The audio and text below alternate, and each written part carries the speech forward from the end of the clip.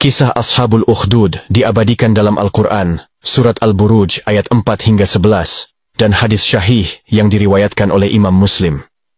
Kisah Ashabul Ukhdud adalah kisah yang menggetarkan jiwa. Kisah keteguhan iman, orang-orang yang menolak murtad, meski harus meregang nyawa. Serta kisah pemuda saleh yang memiliki karomah luar biasa, yang hanya bisa dibunuh dengan membaca bismillah. Bagaimanakah kisah lengkapnya? Simak kisah penuh hikmah berikut. Dalam kisah ini diceritakan tentang sebuah kaum yang rela mati dalam kobaran api karena menolak murtad. Mereka adalah kaum Faimiyun, yang mayoritas menganut ajaran Nabi Isa alaihi salam.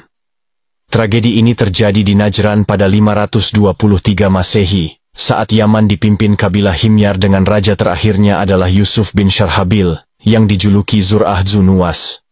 Pemimpin ini sangat zalim, bengis, serta selalu mendewakan dirinya. Zunuwas menjadi aktor utama pembantaian dalam kisah ini. Menurut Al-Mufradat fi Gharib Al-Quran, Ukhdud berasal dari kata khad, yang artinya selokan lebar dan dalam di tanah. Disebutkan demikian karena diyakini sebagai tempat pembakaran terjadi. Ukhdud saat ini adalah nama wilayah yang terletak 5 km arah selatan kota Najran di Arab Saudi, di mana parit itu dibuat oleh sang penguasa zalim. Cerita ini berawal dari seorang penyihir kerajaan yang ingin mencari pengganti lantaran usianya yang sudah lanjut. Ia pun memilih seorang pemuda cerdas untuk dididik menjadi penerusnya. Namun, sang pemuda ternyata juga berguru pada seorang rahib yang beriman kepada Allah Subhanahu wa Ta'ala. Dalam perjalanan menuju ke rumah kedua gurunya, sang pemuda merasa bimbang akan ajaran kedua gurunya. Ia bingung harus memilih yang mana. Pada saat yang bersamaan ada harimau buas yang menghalangi jalan. Belakangan diketahui keberadaan harimau buas ini, membuat banyak orang tidak bisa melewati jalan itu. Sang pemuda berpikir untuk menguji kebenaran ajaran sang rahib. Ia pun mengambil batu lalu melempari harimau sembari berkata, "Ya Allah, jika ajaran sang rahib lebih engkau sukai dari ajaran penyihir, maka bunuhlah hewan buas itu dengan perantara batu ini." Dengan izin Allah, harimau buas itu mati terkena batu yang dilemparkan sang pemuda. Sang pemuda menceritakan peristiwa ini kepada sang rahib.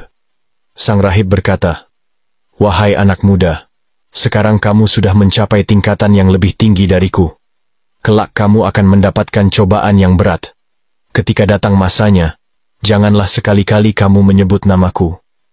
Sejak saat itu, karomah sang pemuda saleh kian bertambah. Ia diberikan kemampuan oleh Tuhan untuk mengobati berbagai penyakit seperti kusta, kebutaan, dan penyakit lainnya. Berita ini sampai ke telinga seorang penasihat raja yang kebetulan mengalami kebutaan. Sang penasihat pun mendatangi si pemuda dengan membawa banyak hadiah. Sang penasihat berkata, "Wahai anak muda, jika kamu bisa menyembuhkan kebutaanku, maka semua hadiah ini akan menjadi milikmu." Sang pemuda menjawab, "Yang bisa menyembuhkan hanya Allah Subhanahu wa Ta'ala. Aku tidak punya kemampuan menyembuhkan. Jika kamu mau beriman kepadanya, aku bisa berdoa agar Allah Subhanahu wa Ta'ala menyembuhkanmu." Sang penasihat akhirnya menuruti saran sang pemuda. Ia akhirnya beriman kepada Allah Subhanahu wa Ta'ala. Seperti yang dijanjikan, sang pemuda berdoa untuk kesembuhan sang penasihat. Sang penasihat akhirnya sembuh dan kembali ke istana. Di istana, Raja Zur'ah Zunuwas kaget melihat penasihatnya bisa melihat lagi. Sang raja bertanya, "Wahai penasihatku, siapakah yang menyembuhkan matamu?" Sang penasihat menjawab, "Yang menyembuhkanku adalah Tuhanku, dan Tuhanmu juga, Allah Subhanahu wa Ta'ala." Sang raja sangat marah mendengar jawaban sang penasihat karena beriman kepada Tuhan selain dirinya. Ia pun menyiksa sang penasihat sampai ia menyebut nama si pemuda. Raja zalim itu pun memerintahkan prajuritnya membawa pemuda itu ke istana dan memintanya untuk meninggalkan imannya kepada Allah Subhanahu wa Ta'ala. Setelah sampai di istana, raja bertanya kepada si pemuda, "Siapakah Tuhanmu?" Sang pemuda menjawab, "Tuhanku adalah Allah Subhanahu wa Ta'ala." Mendengar jawaban ini, raja zalim menyiksa si pemuda sampai akhirnya ia menyebut nama sang rahib. Sang raja memerintahkan prajuritnya untuk mencari sang rahib dan membawanya ke istana. Saking marahnya, Raja Zunuwas membunuh penasihat dan rahib. Namun, ia memberi hukuman yang berbeda kepada sang pemuda. Raja Zunuwas memerintahkan prajurit untuk membawa sang pemuda ke atas gunung. Prajurit diperintahkan untuk melempar pemuda itu ke dalam jurang, jika tetap tidak mau meninggalkan keyakinannya.